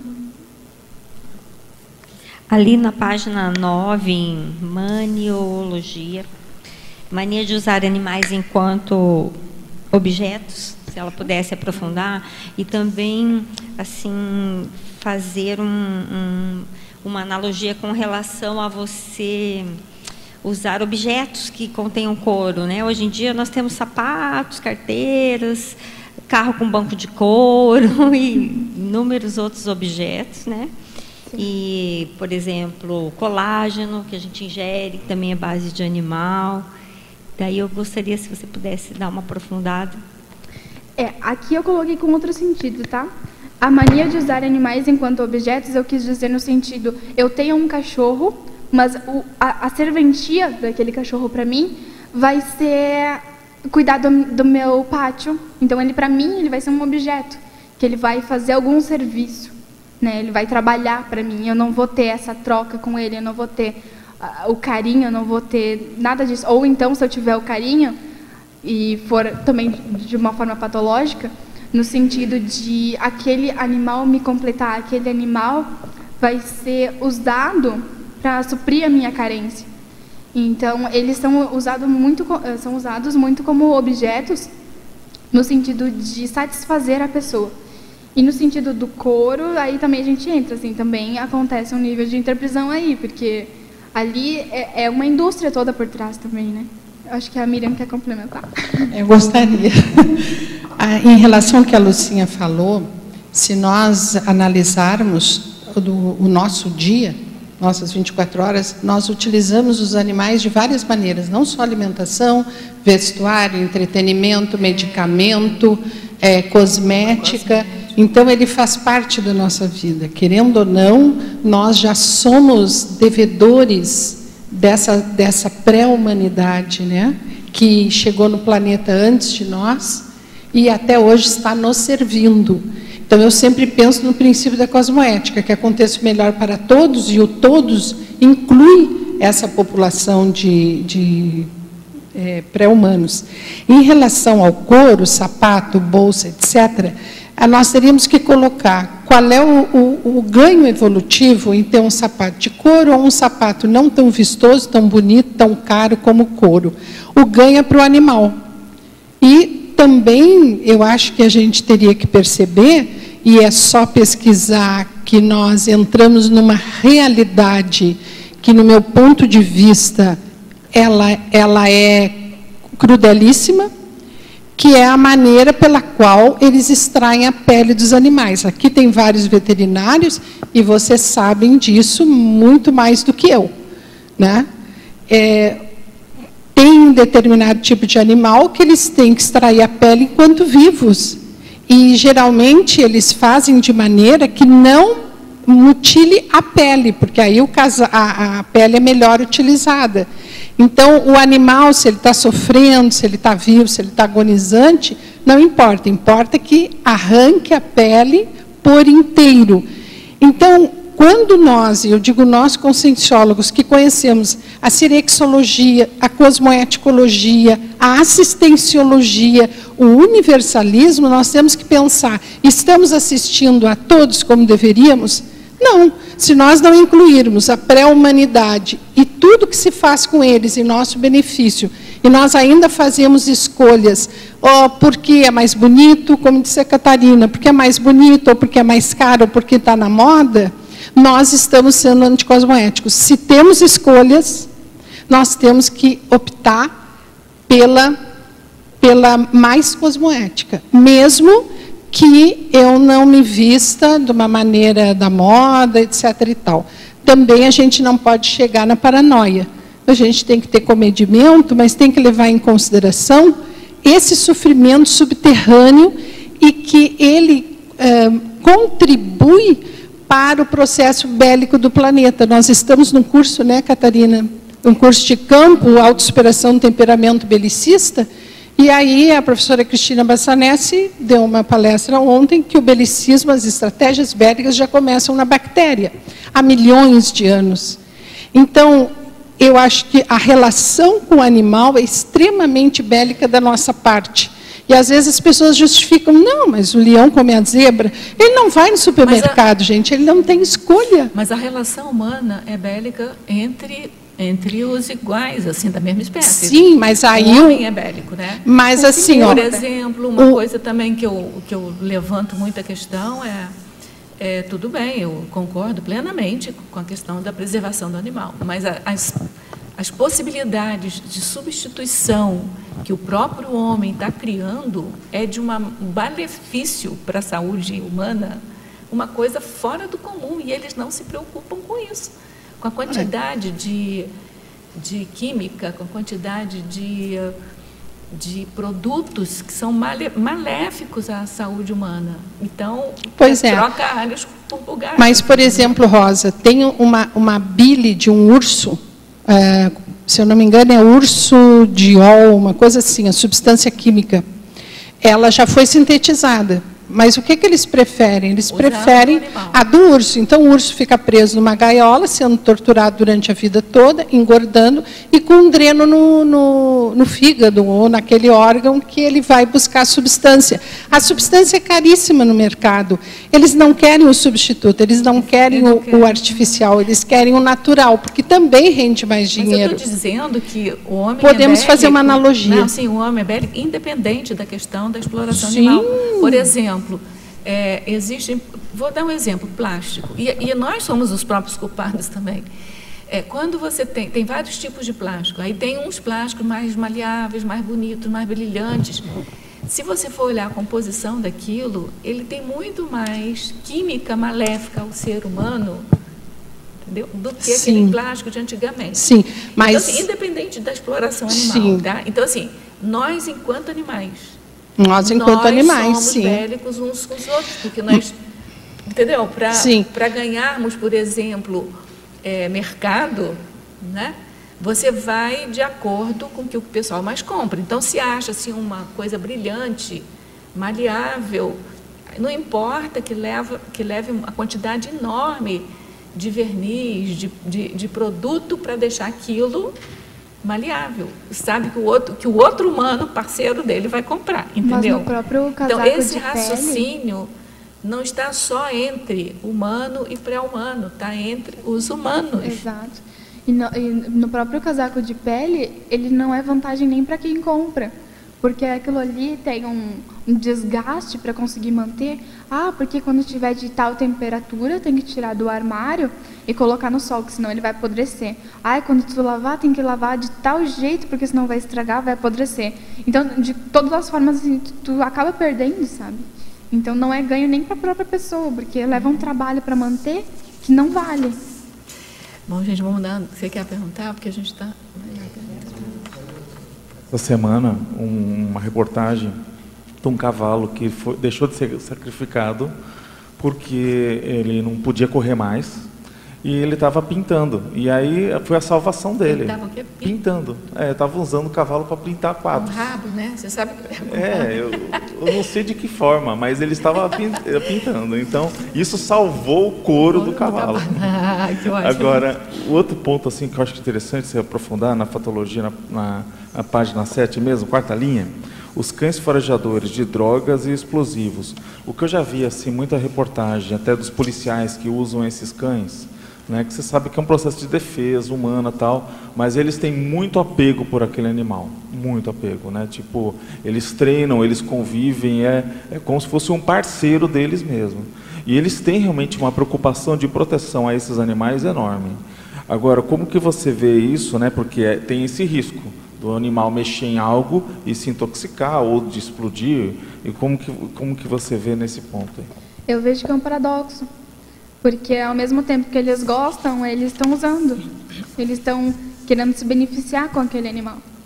Então, eles não estão preocupados se ali na frente vai ter um bandido que vai querer atirar no cachorro, se vai ter uma bomba que vai explodir, porque de qualquer forma, o primeiro que vai ser atingido vai ser o cachorro. De qualquer forma, o que for que ele estiver procurando, o que ele estiver rastreando, que ele estiver indo na frente, eles usam o cachorro para ir na frente. Tá, aonde a gente vai agora? O cachorro leva. Então, quem vai ser atingido primeiro vai ser o cachorro. Então, é um paradoxo, porque eles têm esse apego, eles gostam, eles tentam tratar bem, de dar comida, de alimentar, de dar carinho.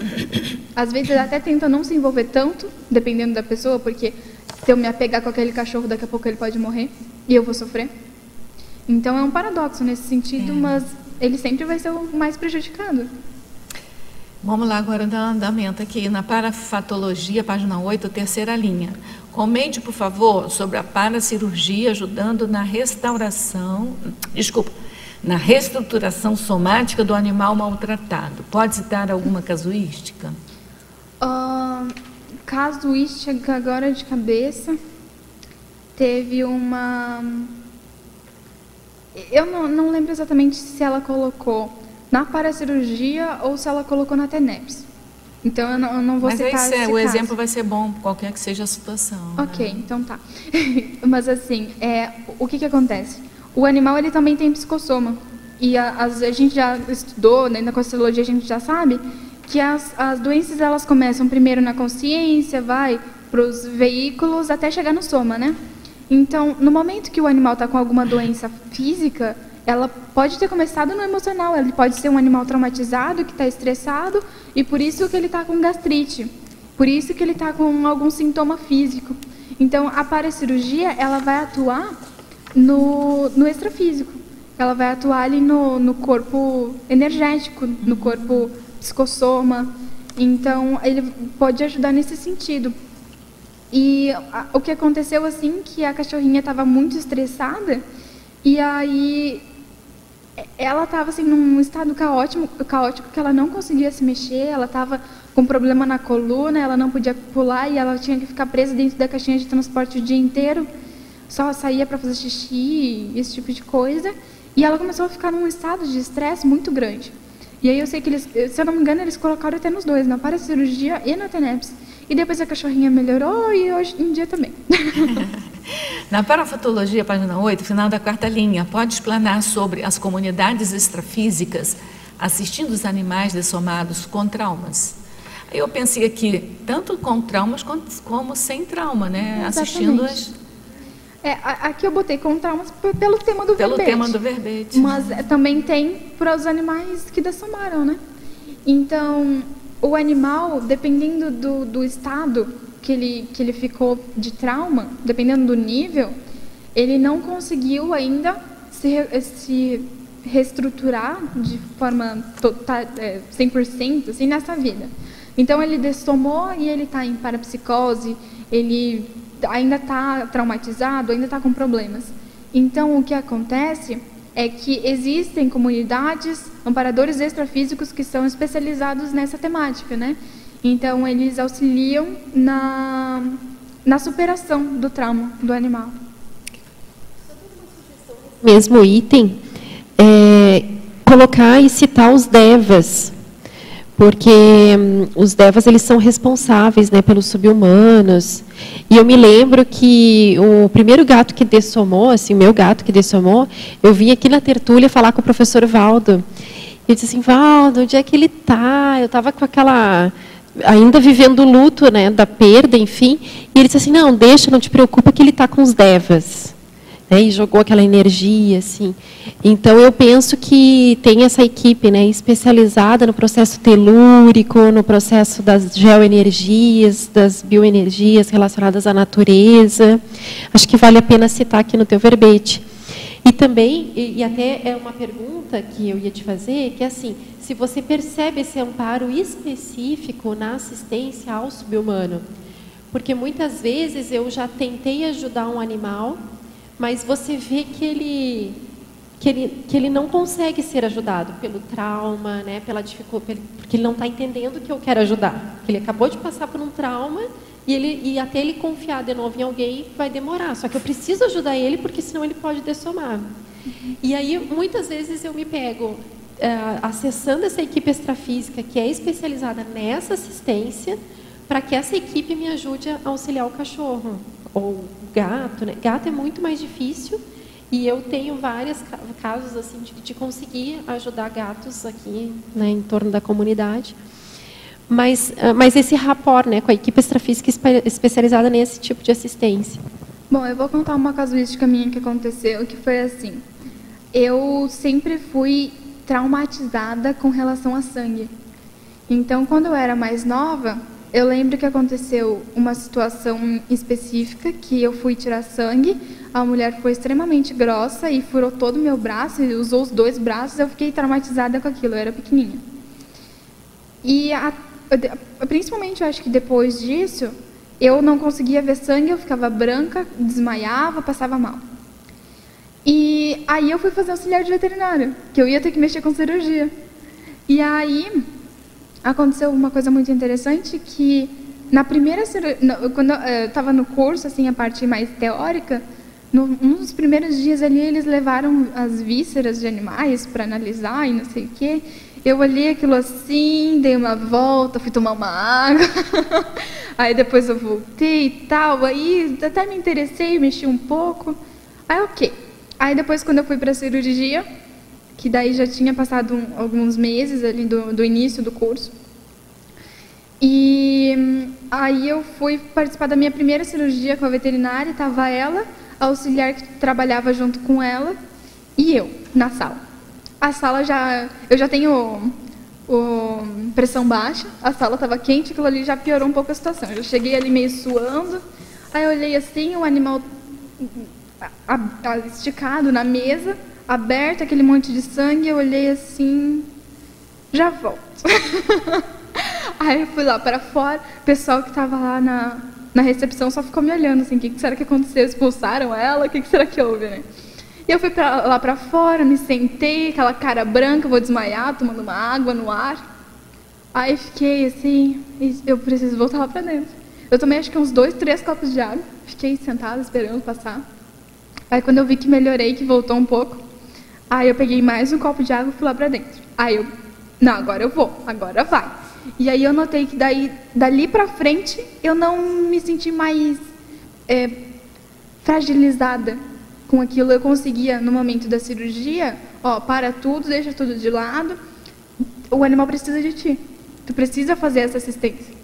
Então, aí não existe trauma, não existe nada, o meu medo, o que eu tinha com relação ao sangue melhorou bastante, depois eu já conseguia, até comigo melhorou, né, na hora de ir tirar sangue, porque era um trauma terrível, ainda é, mas diminuiu. E naquele momento ali eu notei que teve assistência. E também nas ONGs também teve vários casos assim de animais que precisavam ser reabilitados e que precisavam de ajuda, e às vezes eu não sou assim a pessoa mais qualificada, com mais cursos, mas que naquele momento eu faço o que tem que fazer, digamos assim. Tudo bem? Na polinomiologia, favor detalhar o polinômio maus tratos, trauma psicológico, agressividade, eutanásia, parapsicose, pós-dessoma. Eu acho que você já falou, né, esse, né? Na polinomiologia. Não, esse aqui eu não falei. Não falou, não? Então, assim, esse aqui, ele acontece os maus tratos. Aquela ação, o animal ele fica traumatizado psicologicamente. Então, ele tem o trauma psicológico. Aquele trauma psicológico, dependendo do animal, ele vai gerar uma agressividade. Então, por exemplo, o animal ele se torna agressivo porque ele não conheceu o carinho através das pessoas, ele não conheceu aquela interação de forma positiva, homeostática. Ele só conheceu que aquela pessoa vai machucar ele. Então, tem vários casos de animais assim que choram, que gritam, que tentam morder, que saem correndo, porque elas acham que qualquer pessoa que chega perto dela vai ser para machucar. Então, aí, no momento que o animal, por exemplo, ele pode se tornar agressivo, ou a agressividade ser uma forma dele se defender, né? Acaba as duas coisas sendo a mesma, mas nesse caso, aí ele vai para o cantinho, fica na dele, e eu não quero que a pessoa se aproxime e fique encurralado ali. No momento que ele se sentiu encurralado, que ele acha que ele não vai conseguir sair daquilo, que a pessoa vai machucar, e ele precisa sair daquilo, ele entra num nível de desespero, né? E ele tenta agredir para a pessoa não chegar perto, né? Então, às vezes não tem nenhum rosnado. Aquela agressão, aquela tentativa de morder, de tentar, né, entre aspas, avançar na pessoa, é mais uma defesa dele. E tem um caso que o animal... Instinto, né? É mais por ignorância, né? Porque não atingiu ainda a humanização. E ele não conheceu uma interação diferente, né? Isso, Então, aí nesse caso, é desse jeito. Daí tem o outro caso, que às vezes é um pouco mais difícil, que o animal ele realmente se torna agressivo. Às vezes é causado pelo medo, mas é predominante a agressividade nele. E aí é bem difícil das pessoas conseguirem se aproximar desse animal. E aí, às vezes, por falta de tentativa, ou por eu não tenho tempo para isso, ou dependendo dos casos, aí é realizada a eutanásia. No momento que o animal é eutanasiado, não termina ali. Então, ele vai pro outro plano, né, pro extrafísico, e ele continua naquela parapsicose, né? Então, ele continua ali, não sabe o que está acontecendo, continua traumatizado. Então, ele não sai dessa situação. Teve um filme que eu vi, inclusive, que é Max, o Cão Herói, se eu não me engano, o nome. E é a história de um cachorro que ele ajudava em guerras, assim, né? Ou era de bombas, era alguma coisa assim ligada com esse processo mais bélico. E aí teve um dia que ele estava liderando, né, o grupo, ele estava indo na frente, ele parou, e quando ele fazia isso, normalmente, é porque ele estava estava sentindo que ali tinha perigo, né? E aí o pessoal estava meio estressado, assim, e falou, não, manda esse cachorro ir para frente que não tem nada. E aí ele continuou andando, e aí estourou bomba, aconteceu um monte de coisa, o dono dele morreu, e ele entrou em estresse pós-traumático. E depois disso, ninguém mais lá dentro conseguia se aproximar dele. Ele se tornou um cão muito agressivo. E a única pessoa que ele deixou se aproximar foi o irmão do dono. E aí a história se desenvolve, porque o irmão do dono não queria, ele não tinha interesse em cachorro, não queria um cachorro, mas se não fosse desse jeito, ele ia ser eutanasiado. Então aí ele voltou atrás, ok, vou ficar com este cão, mas no sentido assim de uma obrigação que os pais dele impôs sobre ele, de não, esse cachorro agora é teu, se vira. Então, ali é um exemplo de que se não tivesse essa pessoa, provavelmente ele tinha sido eutanasiado. Na legislação, página 9, pode falar a respeito da lei dos crimes ambientais? Da lei dos crimes ambientais. Essa aí eu não tenho muita teática mesmo, e eu acho até que a Miriam poderia falar melhor que eu, assim, né? Mas, assim, ela existe já, mas a gente nota que na sociedade, até eu coloquei ali, né, na politicologia, a falta de políticas assistenciais aos animais. Às vezes existe uma lei, mas isso não é a regra para que isso seja cumprido exatamente. As pessoas sempre vão acabando achando um jeito de burlar aquilo, de passar por cima, esse tipo de situação, assim, né? Não sei se quer complementar. Porque tem a lei está bem claro o nome, né? Do respeito, é o respeito à lei dos crimes ambientais. Na página, quer falar, não? Eu só queria dizer que, em princípio, o animal ele deveria ter leis próprias e não dentro da lei dos crimes ambientais, porque crime ambiental nós estamos nos referindo ao meio ambiente, por exemplo, plantas, mananciais de rios, etc. e tal. E ainda o animal está dentro desse tipo de lei. E como a Catarina disse, a lei está no papel, nem sempre ela é aplicada e penalizada, conforme foi redigido. Vê-se a pessoa que maltrata o animal, pelo artigo, ela teria de tantos meses a 1 ano de prisão. Nunca vi, não sei se alguém viu, alguém preso por conta de maus tratos de animal. Né? Então, precisa aplicação. Existe até, mas é muito baixa ainda, né? O percentual de pessoas que realmente são punidas por causa dos crimes. O que a gente sabe é que tem umas leis contra tráfico de animais, assim, mas eu acho que é mais pelo imposto de renda do que pelo animal em si, né? Mas dependendo do caso, até os próprios agentes da lei, digamos assim, eles fazem vista grossa, finge que não viu, aquilo passou, dependendo do local. Se é cidade pequena, todo mundo se conhece. Ah, tá, mas olha só, quem sabe a gente vai tomar um café, dar uma conversada sobre isso e fica tudo certo, né? Infelizmente. Então, aí a pergunta, aqui o pedido é para você comentar a frase enfática. Certo. Então, vamos lá. A qualificação da zooconvivialidade exige a reeducação mútua, pré-requisito para alcançar a holomaturidade consciencial, edificando a megafraternidade e o senso de universalismo.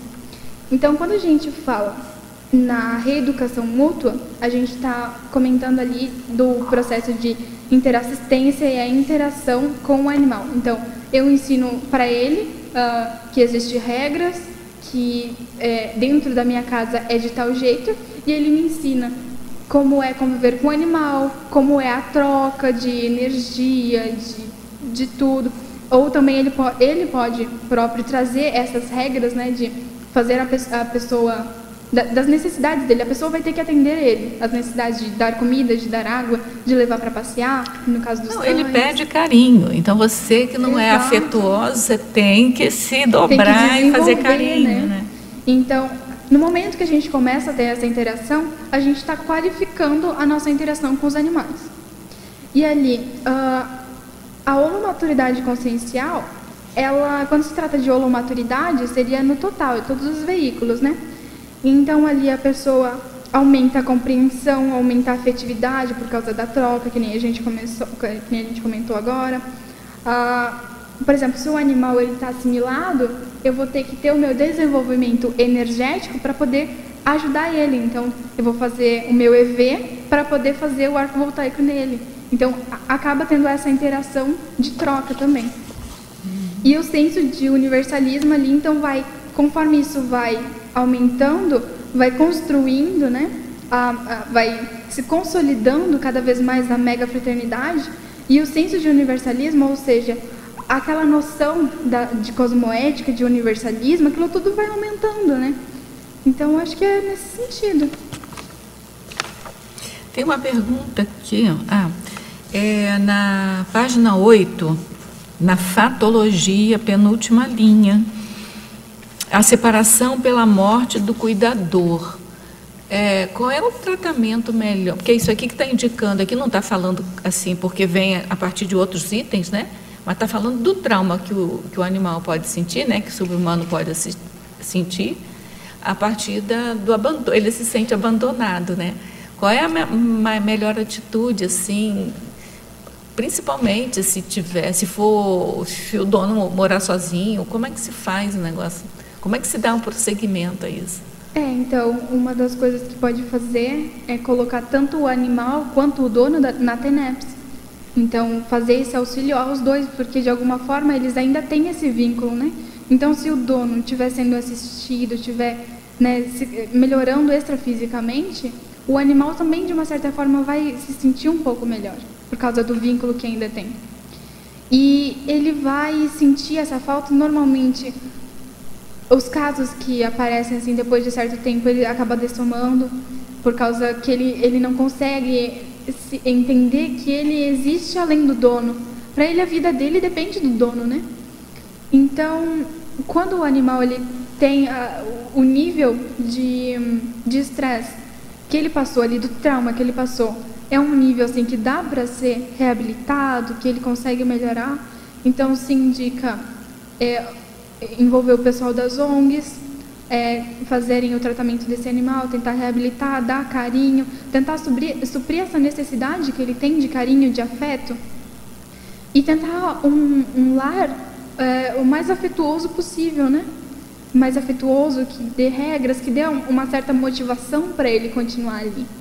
Porque, às vezes, a única motivação do cachorro a existir para ele é porque ele precisa ajudar o dono. Porque o dono, por exemplo, que é depressivo, que acaba tendo um bichinho por causa da sua depressão, aquele animal normalmente é muito assistencial. Ele tem um potencial assistencial muito grande. Então, no momento que ele se vê sem poder ajudar ninguém, ele também se sente mal. Então, dar uma tarefa assistencial, ter uma família que acolha ele é muito importante nesse processo. Para essa superação, né? Para a superação. Nosso tempo já está terminando aqui, ó, praticamente 10 segundos. A gente agradece, primeiro parabeniza. Eu acho que você fez uma defesa brilhante aqui do verbete. O entusiasmo seu contagia também. E a gente então agradece a sua apresentação, a sua participação aqui na tertúlia, mas tem como vamos chamar, uma recomendação? Não seria recomendação, né? Um convite para você fazer muito mais verbetes, né? Continuar na sua TARES aí, nesse caminho aí da preservação saudável, né? Da saúde do pré-humano, tá bom? Então o convite já está feito. Vou fazer bastante trabalho dentro da aula Convivium também. Convido para o pessoal que não conhece, conhecer, né? Que é uma forma de qualificar a sua interassistência com o animal. Isso. Tá? Então, mais uma vez, parabéns mesmo pelo verbete e pela defesa do verbete. Nós agradecemos a todos vocês que estão aqui presentes, aos teletertulianos pelas perguntas, né? Pelas energias também. E eu sempre faço aquele convite de participarem o máximo que puderem, diariamente, nesse mesmo horário, né? De 12h30 até 2h30 da tarde, porque são os tertulianos, os teletertulianos com verbetógrafo do dia que dão molho, que movimentam aqui o nosso debate. Então, a gente quer e precisa contar com a participação de todos vocês diariamente, tá bom? E aí passamos então para os nossos comerciais. As pontuações da tertúlia de hoje são 31 assinaturas no livro de presença, 10 perguntas presenciais e 21 perguntas enviadas online. Temos 3 recados. A Conceição Maia com pangrafologia verbetológica, o Marcelo Silva com acoplamentárium da Mega Fraternologia e o André Chataloff com teáticas da Proexologia. Boa tarde a todos. A Enciclosapiens convida a todos a fazerem o curso de campo inédito Pangrafologia Verbetológica, dia 26 a 28 de maio, no campus da OIC, em Foz do Iguaçu, com os epicões Dulcidal e Hernani Brito. Os objetivos do curso é favorecer o extrapolacionismo parapsíquico sadio por meio da construção conjunta do holopensene pangráfico. Também favorecer a escrita parapsíquica tarística em prol do completismo grupal do megaprojeto da Enciclopédia da Conscienciologia. As inscrições serão na recepção do CAEC, terão 50% de desconto pessoas acima de 60 anos, e no telefone 45 2102 1499, vocês terão as informações que desejarem. Participe, são vagas limitadas. Boa tarde a todos. Eu estou aqui para fazer o convite que no próximo final de semana, dia 12, 13 e 14 de maio, nós vamos ter o acoplamentário da Mega Fraternologia, um tema que é bem sinérgico com os temas que estavam sendo debatidos aqui. E o acoplamentário em si, ele é um laboratório coletivo que visa o desenvolvimento do parapsiquismo lúcido a partir da clarividência, do acoplamento energético, da assimilação, da desassimilação de energias. E nesse caso a gente coloca uma série de atividades ligadas à dinâmica da Mega Fraternologia para dar o tom, a energia, o Mater Pensene, a especialidade da Max Fraternidade. Então, quem tiver interesse, venha participar com a gente, 12, 13 e 14 de maio. E na segunda-feira, que é amanhã, nós vamos ter a dinâmica da Mega Fraternologia que ocorre aqui no CAEC, em Foz do Iguaçu, no auditório, lá próximo ao acoplamentário, e começa às 19 horas. Então, quem tiver interesse em conhecer a dinâmica, já sentir esse padrão da Mega Fraternidade, e de repente até se motivar em participar do acoplamentário com a gente, fica o convite. Informações sobre acoplamentário, você pode entrar em contato com o telefone do CAEC, que é 45 2102 1499. Obrigado. Bom, boa tarde a todos e todas. Em comemoração a 10 anos da Apex, foi feito um estudo de qual a melhor forma de poder atender, né, a demanda sobre a proexologia, e foi reunido um material e feito um curso Teáticas da Proexologia. Nós teremos a primeira turma acontecendo às terças-feiras, a partir do dia 23 de maio, às 19 horas até às 21h30. E teremos sábados, a partir do dia 27 de maio, também 14 horas e 30 minutos até às 17 horas. Então, serão 18 encontros, 3 módulos. Dentro dos temas desses módulos, nós temos inteligência proexológica, escolhas evolutivas e decisões de destino, extrapolações da Proex. Tem uma frase do professor Valdo que ele fala o seguinte, que a consciência intermissivista tem sempre um projeto existencial pessoal, ou auto-proex, para cumprir. O êxito evolutivo da sua vida humana vai depender do nível da sua autolucidez. Venha e participe desse empreendimento. Estejam todos convidados. Obrigado. Para amanhã teremos o verbete Singularidade Docente. A especialidade é a Parapedagogiologia. O verbetógrafo é o professor Álvares Dantas. Agradecemos a presença e a participação. Uma boa tarde e até amanhã.